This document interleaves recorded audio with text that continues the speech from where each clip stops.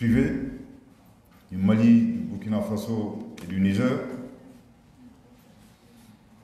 Madame l'ambassadeur du Burkina Faso au Mali, distingués invités, toutes dispositions protocolaires observées. Au nom de son Excellence le général d'armée Assimi Goïta, président de la transition, chef de l'État de la République du Mali, président de la Confédération des États du Sahel et parrain de cette importante activité, je vous souhaite la cordiale bienvenue.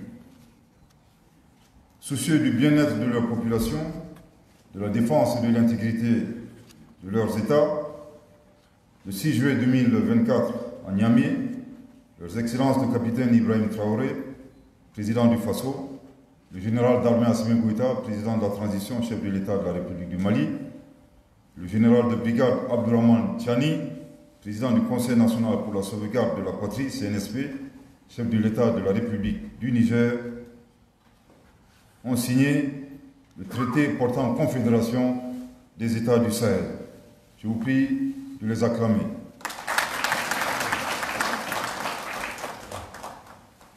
Excellences, Mesdames et Messieurs les ministres, Monsieur le ministre du Commerce du Niger, Madame l'ambassadeur du Burkina Faso au Mali, en organisant à Bamako la première journée économique du Burkina Faso au Mali, la contribution à la mise en œuvre de la feuille de route est éclatante. Bien entendu, feuille de route de la première année de la Confédération des États du Sahel.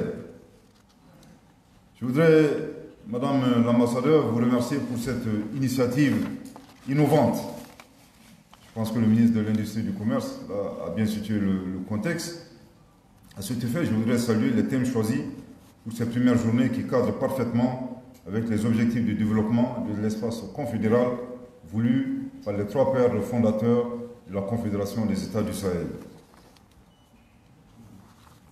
Il est important de rappeler que le paramètre, en tout cas choisi conformément à leur vision, c'est de travailler à la fois sur les aspects de diplomatie, sur les aspects de défense et des aspects de développement.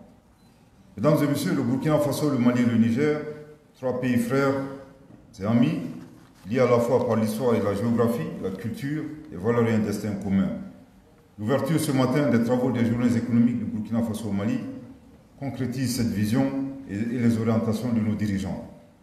Je rappelle bien que le contexte actuel est bien entendu peu reluisant, car nos pays traversent un contexte sécuritaire assez particulier, mais grâce à leur engagement, grâce à l'abnégation de nos forces de défense et de sécurité, nous sortons de cette situation malencontreuse. Les défis sur le plan politique et économique avec des conséquences drastiques sur nos populations. Et on le sait, ça a été rappelé à plusieurs occasions par nos chefs d'État, le recul n'est plus permis. Sécuritaire de nos États, le renforcement de la coopération dans tous les domaines, y compris le domaine économique et une solidarité accrue. Je n'ai nul doute que dans l'esprit de fraternité, d'amitié sincère et franche, les présentes journées seront le cadre idéal de mener des réflexions, procéder à des échanges d'expériences pour afin aboutir à la formulation des recommandations à même d'insuffler une nouvelle dynamique à notre coopération et au développement économique de notre espace confédéral. Permettez-moi, avant de clore mon propos, de saisir l'occasion qui m'est offerte pour réitérer à vous-même, ainsi qu'aux plus hautes autorités du Burkina Faso, du Niger, la reconnaissance et les remerciements des plus hautes autorités maliennes. L'argent, on le sait, est le nerf de la guerre. Il fallait également le tendon de la paix, donc place aux affaires. Je déclare ouvert, au nom de son Excellence le général d'armée Assimi Goïta, les journées économiques du Burkina Faso au Mali. Merci de votre aimable attention.